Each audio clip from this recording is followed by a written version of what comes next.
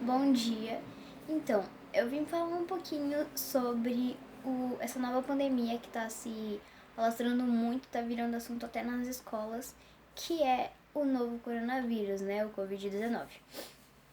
O coronavírus, ele é de uma família de vírus que causam infecções respiratórias. E o novo agente do coronavírus, ele foi descoberto já há um tempo atrás, após alguns casos registrados na China.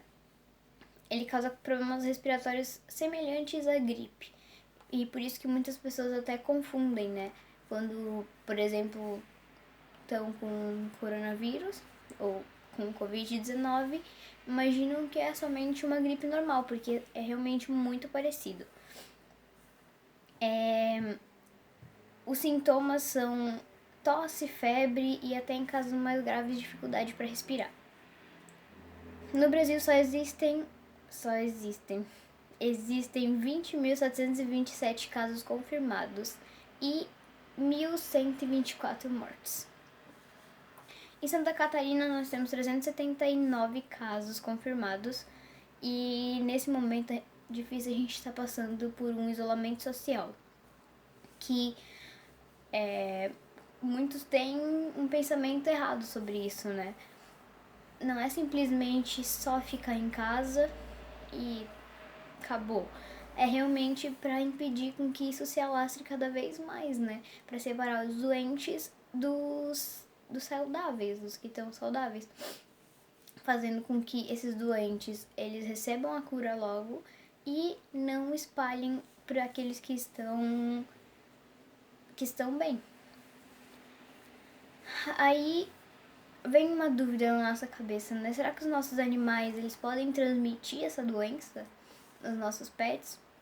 Mas especialistas afirmam que não há motivo pra gente se preocupar, porque a circulação da doença entre os pets é muito raro de acontecer. Os pets, eles, na verdade, a possibilidade de um vírus pular de uma espécie para outra é extremamente raro, então não há por que a gente se preocupar com isso. Vou falar um pouquinho sobre o material genético do Covid-19. Apesar da gente se referir a Covid-19 como coronavírus, esse não é o termo não é o termo bem correto, né? Porque o termo coronavírus não nomeia apenas um tipo específico de vírus, mas a família do vírus cujo material genético é o RNA. Para ser mais específico, nessa família de parasitas encontramos cepas que são classificados como vírus de RNA simples positivo. Isso quer dizer que quando o vírus entra em contato com uma célula RNA, ele logo é utilizado para fazer produção de proteínas, sendo lido diretamente pelos ribossomos da célula hospedeira. Uma equipe de pesquisadores da Universidade de Lübeck, na Alemanha, conseguiu identificar e mapear a estrutura do novo coronavírus, o SARS-CoV-2, que é responsável pela replicação e, portanto, pelo avanço da pandemia. Então, é por isso que ela está se espalhando muito rápido no mundo, né? Vou falar sobre algumas formas de prevenção e como é que esse vírus chega até nós, né? Para ter uma consequência mais grave, o vírus SARS-CoV-2 ele precisa percorrer um longo caminho até o pulmão. Então, a transmissão do novo coronavírus ocorre pelo contato com o vírus, que é transportado por gotículas expelidas pela fala. Não só pela fala, né, mas como a tosse e o espirro de pessoas doentes. A infecção se dá quando essa gotícula entra em contato com a mucosa dos olhos, do nariz ou da boca. Por isso que é muito importante a gente usar máscaras, né? Essas gotículas com vírus podem estar presentes no ar ou serem expelidas. Podem estar também sobre superfícies contaminadas, como o rosto, as mãos, os objetos, as maçanetas, ou, por exemplo, quando você pega um ônibus, né, ou um metrô, não sei, que você toca e depois que você toca acaba coçando alguma parte do seu corpo, o seu rosto, e isso também é bem grave, né? Então, algumas formas de prevenção. Para você prevenir com que isso aconteça, é bom, o certo é você lavar as mãos com água e sabão e passar álcool gel 70. O 70 é o que realmente mata todos os germes, né? Todos os vírus dessas mãos. Evitar tocar nos olhos, no nariz e na boca, como a gente já tinha falado, porque as mãos elas tocam em superfícies que podem estar contaminadas.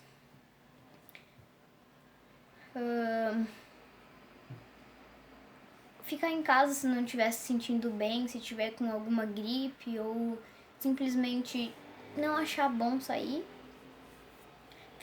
Buscar o máximo ficar em casa, sair caso realmente precise, né? E se você tiver febre, tosse ou dores no corpo, não estiver se sentindo bem, procure uma assistência médica.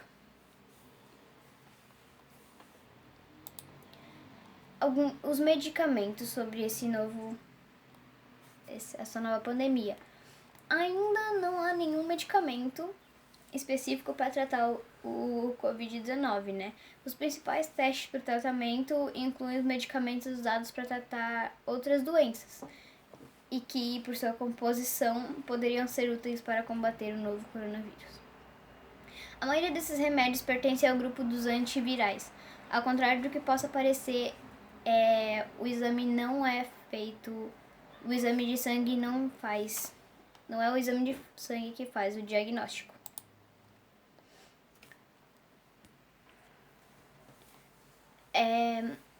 O teste para o novo coronavírus é feito a partir do recolhimento de secreções da região da nasofaringe e da orofaringe.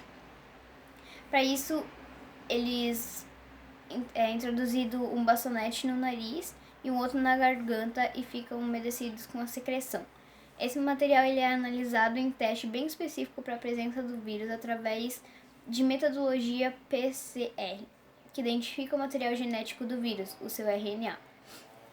O resultado do exame sai em 24 horas, mas o volume muito grande de solicitações atuais tem levado o prazo de 48 horas. Caso o paciente estiver em zona de risco, ter algum problema de pulmão ou estiver realmente em zona de risco, né, como os idosos ou as crianças, e tiver com esse sintoma, tiver com sintomas do Covid-19, o paciente ele não fica no hospital.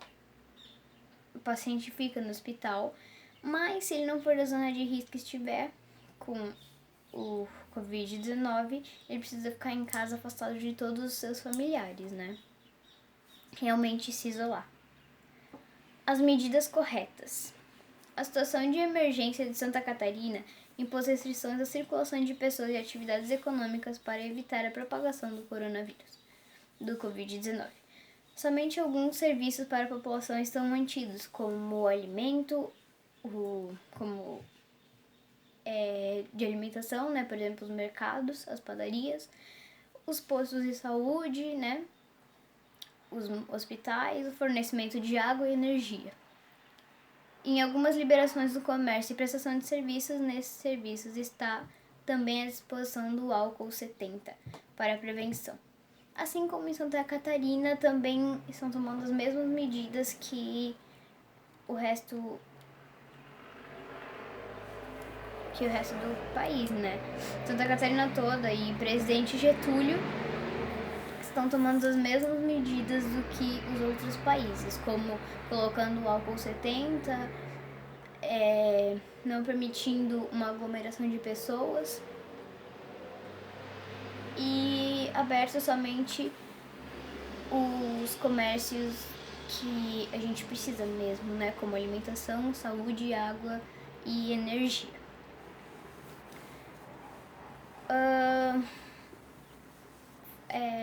Eu vou explicar um pouquinho sobre a diferença entre epidemia, endemia e pandemia.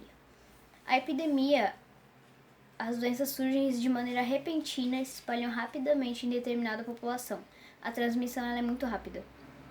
Endemia, as doenças que afetam grande quantidade de pessoas em uma determinada região. O contágio tem que ser persistente ou cíclico. Exemplo, a malária na região amazônica. A pandemia são doenças que atingem boa parte do planeta em determinado espaço de tempo, como a gripe espanhola, AIDS ou até mesmo o Covid-19 ou o SARS-CoV-2. E foi isso, as informações que eu tinha. Espero que tenham gostado.